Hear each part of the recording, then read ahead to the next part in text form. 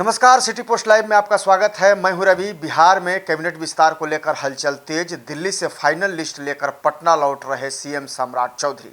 6 मई को हो सकता है बड़ा ऐलान। बिहार की राजनीति में इन दिनों कैबिनेट विस्तार को लेकर हलचल अपने चरम पर है। मुख्यमंत्री सम्राट चौधरी का दिल्ली दौरा अब लगभग अंतिम दौर में पहुंच चुका है और माना यह जा रहा है कि वे नए मंत्रियों की फाइनल सूची लेकर पटना लौट रहे हैं। राजनीतिक सूत्रों के अनुसार बिहार में 6 मई को मंत्रिमंडल विस्तार हो सकता है, जिसके बाद नई सरकार की पहली कैबिनेट की बैठक भी आयोजित की जाएगी। मुख्यमंत्री सम्राट चौधरी आज दोपहर दिल्ली से पटना पहुंचेंगे। अपने दौरे के दौरान उन्होंने केंद्रीय गृह मंत्री अमित शाह, रक्षा मंत्री राजनाथ सिंह समेत भाजपा के कई वरिष्ठ नेताओं से मुलाकात की। इन बैठकों में बिहार सरकार के विस्तार, मंत्रालयों के बंटवारे और आगामी राजनीतिक रणनीति पर विस्तार से चर्चा हुई है। अमित शाह से मुलाकात रही सबसे अहम। जी हां, मुख्यमंत्री बनने के बाद सम्राट चौधरी की केंद्रीय गृह मंत्री अमित शाह से यह पहली और औपचारिक मुलाकात थी। राजनीतिक जानकारों के मुताबिक इस बैठक में बिहार मंत्रिमंडल के अंतिम स्वरूप पर सहमति बनी है। सूत्रों का यह भी कहना है कि दिल्ली में एनडीए के सभी प्रमुख सहयोगी दलों के बीच मंत्रालयों के बंटवारों को लेकर लगभग सहमति बन चुकी है। भाजपा, जदयू, हम, रालोसपा और लोक जनशक्ति पार्टी के हिस्से में कितने मंत्री पद जाएंगे, इस पर भी अंतिम फैसला लगभग हो चुका है।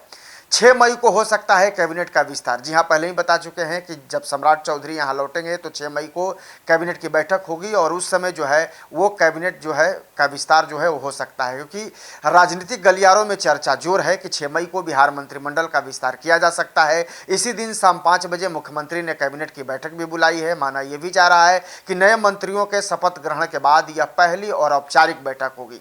नई कैबिनेट में कई नए चेहरे शामिल किए जा सकते हैं, जबकि कुछ पुराने मंत्रियों की छुट्टी भी हो सकती है। एनडीए के भीतर जातीय समीकरण, क्षेत्रीय संतुलन और राजनीतिक अनुभव को ध्यान में रखते हुए मंत्रियों का चयन किया जा रहा है। नीतीश कुमार से भी हुई लंबी बातचीत। जी हां, दिल्ली रवाना होने से पहले मुख्यमंत्री सम्राट चौधरी ने पूर्व मुख्यमंत्री नीतीश कुमार से भी करीब आधे घंटे तक मुलाकात की थी। राजनीतिक सूत्रों के अनुसार इस दौरान संभावित मंत्रियों के नाम और विभागों के बंटवारे पर भी चर्चा हुई। जदयू और भाजपा दोनों इस बार कैबिनेट में अपनी मजबूत हिस्सेदारी सुनिश्चित करना चाहते हैं। खासकर गृह विभाग को लेकर अंदर खाने काफी चर्चा चल रही है। विजय सिन्हा का नाम भी लगातार चर्चा में बना हुआ है। युवा और महिलाओं को मिल सकता है मौका। जी हां, सूत्रों के अनुसार इस बार कैबिनेट विस्तार में युवा नेताओं और नए चेहरों को विशेष प्राथमिकता दी जा सकती है। इसके साथ ही महिलाओं को भी पर्याप्त प्रतिनिधित्व करने की भी तैयारी है।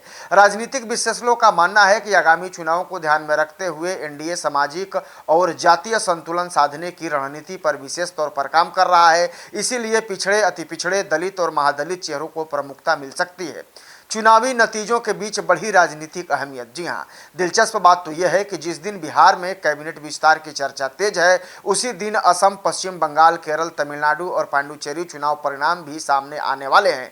भाजपा इन परिणामों को राष्ट्रीय राजनीति के लिहाज से बेहद अहम मान रही है। ऐसे में बिहार में कैबिनेट विस्तार को सिर्फ राज्य की राजनीति नहीं बल्कि राष्ट्रीय राजनीतिक रणनीति से भी जोड़कर देखा जा रहा है। एनडीए के लिए अहम मोड़। जी हां, बिहार में नई सरकार बनने के बाद यह पहला बड़ा कैबिनेट विस्तार होगा। सम्राट चौधरी के नेतृत्व में एनडीए सरकार अपनी नई टीम के जरिए विकास, कानून व्यवस्था और राजनीतिक संतुलन का संदेश देना चाहती है। अब इसकी नज़र 6 मई पर टिकी हुई है, जब यह साफ हो जाएगा कि बिहार की नई सत्ता संरचना में किन चेहरों को जगह मिलती है और कौन कौन से नेता मंत्रिमंडल में शामिल होते हैं। हमारे चैनल के साथ बने रहने के लिए आपका बहुत बहुत धन्यवाद। आगे भी हमारी चैनल के साथ जुड़े रहें और खबर को ज़्यादा से ज़्यादा लाइक करें, शेयर करें और कमेंट करें, अपनी राय जरूर दें।